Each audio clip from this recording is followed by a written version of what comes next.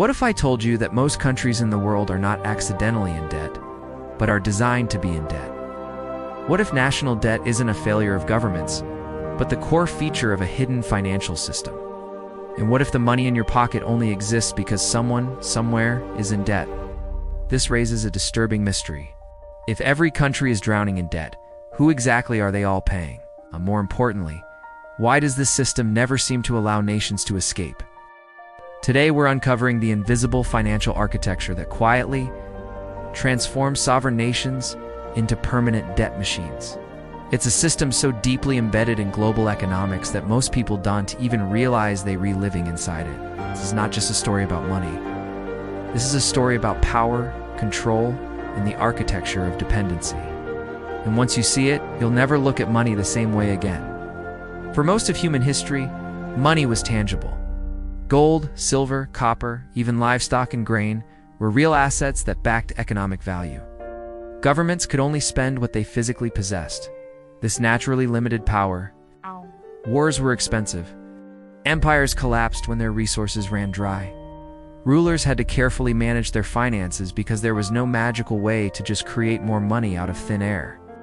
But this all changed dramatically with the birth of modern banking. It started simply enough.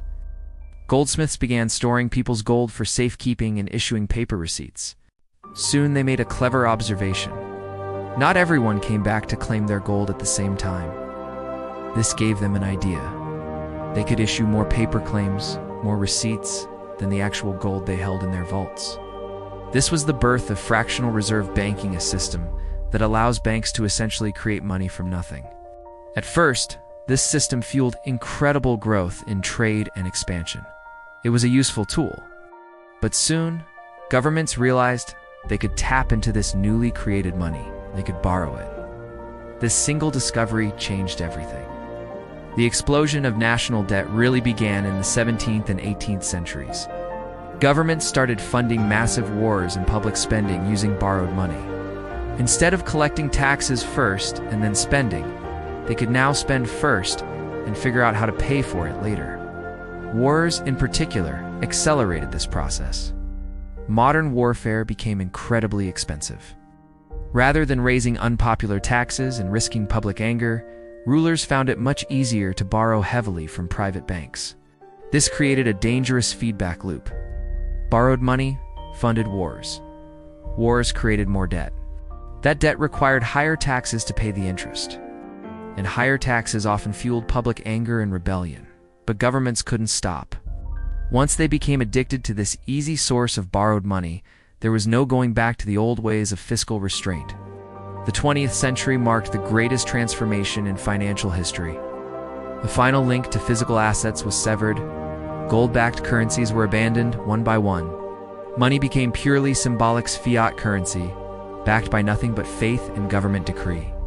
The numbers inside digital ledgers replaced physical assets. Now governments could borrow almost without limits. They did. Debt became the engine of economic growth. Governments used borrowed money to stimulate their economies, build massive infrastructure projects, and fund vast social programs.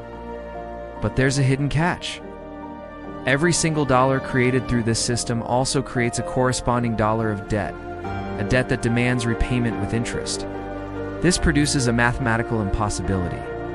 Because the money to pay the interest on the debt is never created, there is always more debt in the system than there is money in circulation. This means someone, somewhere, must always remain unpaid. This forces a cycle of constant expansion, more borrowing, and the endless pursuit of growth. When that growth slows, the system begins to crack, and a collapse begins. This is why financial crises never truly disappear.